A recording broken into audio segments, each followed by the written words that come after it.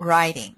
There's a new article in the latest issue of Vanity Fair talking about how ISIS made a name for themselves in the last year, and yet before we go charging into war, we must go back to when we stuck our nose in there, which we did back with the senior elder President Bush, number 41.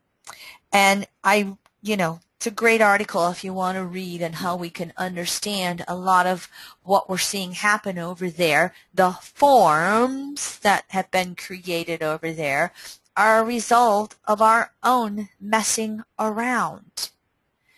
And so as we go through this Pluto retrograde, it's countries throwing off other countries, telling them how to take charge of their life and how to be as a country. Not everybody's going to be at the same evolutionary pace of granting freedom and liberty to all their citizens. How well can we educate on a grassroots community level to help those who want peace rise up? Collectively, we're going to have lessons in social responsibility for any country with its own people and how it relates to other countries and societies. As you see from my cute little cartoon, it came out of, I think, the Denver Post.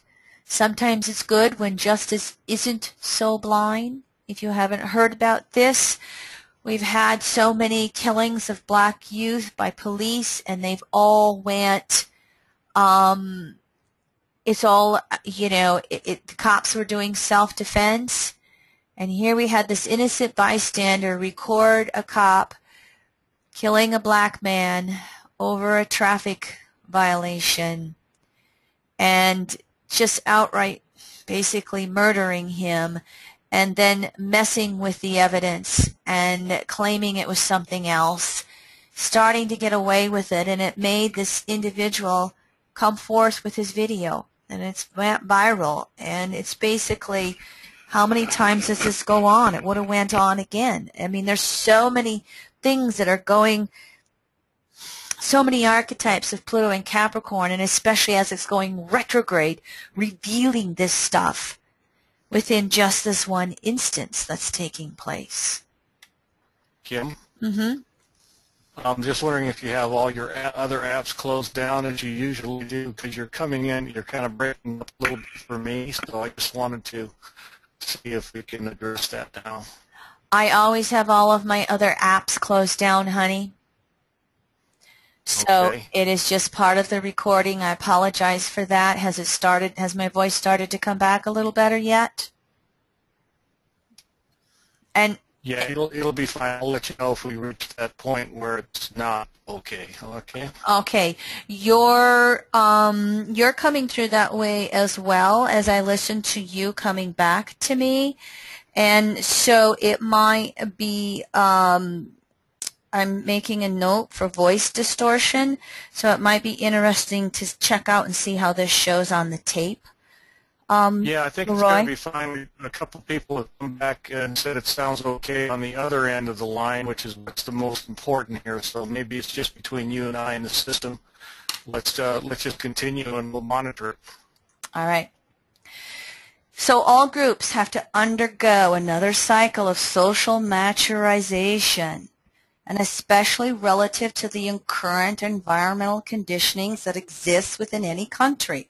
In the U.S., it's the whole police brutality thing that's been going on, and the collective saying, you're going to wear a body cam because when you do, you're more respectful, and so's the person when they realize the camera is recording them. Both parties become more respectful to each other. Social maturation, mutual respect. All groups must learn self-discipline, self-determination. They must take charge of their life within the context of their society and its evolving needs. Again, the example is the quote-unquote Black Lives Matter social movement, and those that are standing up and saying, We don't act like the cops. We need to have non-violent protests. We need to bring it to the attention of society in general of how these cops are actually operating. And it's not all cops. I do not mean to say that at all. You know, the bad apple in the bushel of apples, it's usually just a few, both on the cop side and both on the disruptive use side, or, etc. All groups are learning how to establish individuality and authority within any society or culture. So this is going to all be accelerated through Pluto retrograde in Capricorn. And over the next 5 months, you're going to hear about this group in this country and that group in that country standing up, taking charge. I think in the Middle East, for instance, we have groups of people that are tired of, say, the Islam extremists taking over, towns and killing people and destroying homes and forcing women back to the Dark Ages. You're going to watch these Pluto retrogrades of, again, the broader groups in Muslim societies standing up to them and saying, no, we're not going to do this. There will be some that want the extremes. There will be those that had a chance to get westernized, which is what happened in Iraq under Saddam on a general level. Those women are not going to want to go back to not being able to educate or not being able to have a job or not being able to drive their cars. We'll watch these types of things coming through on individual levels. You watch the election that just happened in Greece and how the, broader groups of all ages were just, the country is tired of all the austerity that the European Union is trying to push upon them, that the private bankers in the European Union were essential in creating. They're going to stand up and say, no, this isn't working. It doesn't work this way. The old forms are dying. We need new forms that are going to be more fair.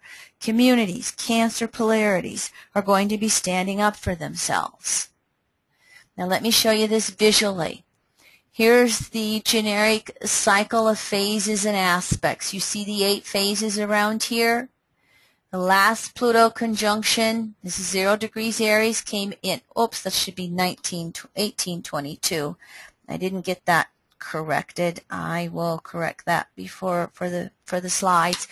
Here, this is it in 8, okay? 1822, when Pluto went into Aries. It was 1912 through 1936, 37, 38 that Pluto was in Cancer, that we had that waxing square, and we went through the dirty 30s when Pluto was a square to itself. And remember all the changes in society in the U.S. that happened? I come from the Northern Plains, the dirty 30s, and how they brought through the New Deal, and government, put people to work creating the infrastructure. We have a lot of things up here in the Northern Plains. It might be all over. The Works Progress Administration, WPA, and then there was the CCC, Civilian Corps. I can't remember what that one was. A lot of that stuff came when Pluto was in Cancer and made a waxing square to itself. The oppositions, we know that when Pluto was in Virgo, it had the conjunctions to Uranus. Here was its oppositions in Libra. We followed those conjunctions in the middle 60s into the 70s, and there was still so much revolution of groups of people all over. Here we are since 2008, Pluto, last quarter square, starting from 0 all the way round to itself. So here is how you can look at this from a more visual perspective. And of course, it'll be 2066 before Pluto comes around and in Aries again. So on a collective level, can you see as Pluto goes through Capricorn and then Aquarius and then Pisces? the initiation of new structures, the continuing rebellion to let it go, and then society itself having to learn how to get along on the largest levels we possibly can until we start all over. And every time Pluto's retrograde, not just through Capricorn, but as we go through Aquarius and Pisces, it's quickened. It's quickened with the old dying off and the new coming along. Now, here's the same cycle of phases and aspect looking at it with Uranus.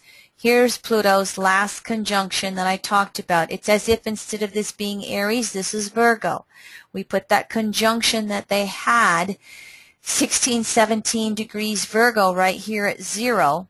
And this is when Uranus was in the same spot as Pluto. And Uranus has now moved around to be, oh, I erased the wrong slide. Oh, did I? Yes, I erased the wrong side. I had all the other stuff taken out. Here is Pluto in that first quarter square to, or excuse me, Uranus in that first quarter square to Pluto. But what I wanted to point out was Uranus is within that 10-degree orb right here, first quarter square.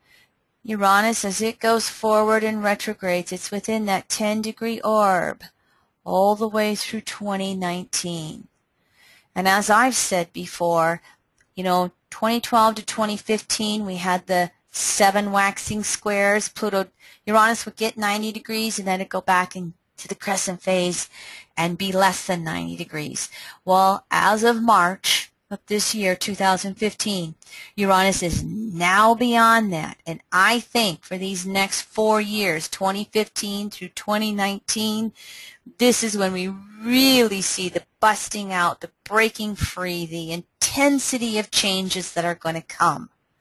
And Pluto retrogrades intensifying that, and we're also going to see Uranus retrograde intensifying that as well. So you can just start to see from a visual perspective of how so much of this is going on. And yes, I'm talking Pluto retrograde, but how can you look at Pluto without looking at Uranus? And what I wanted to point out for those of you who did not get my Uranus-Pluto webinar, the conjunction before was the 1850s in late Aries.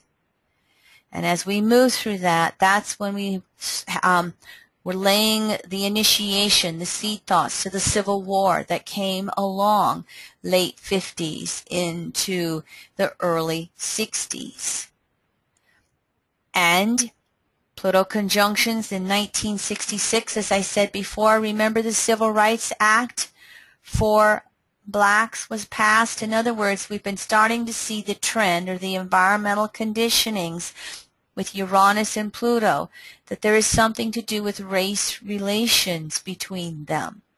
The next conjunction, it's a 127-year cycle, won't be till 2100 in Taurus, but here we are with the Uranus-Pluto waxing squares right now.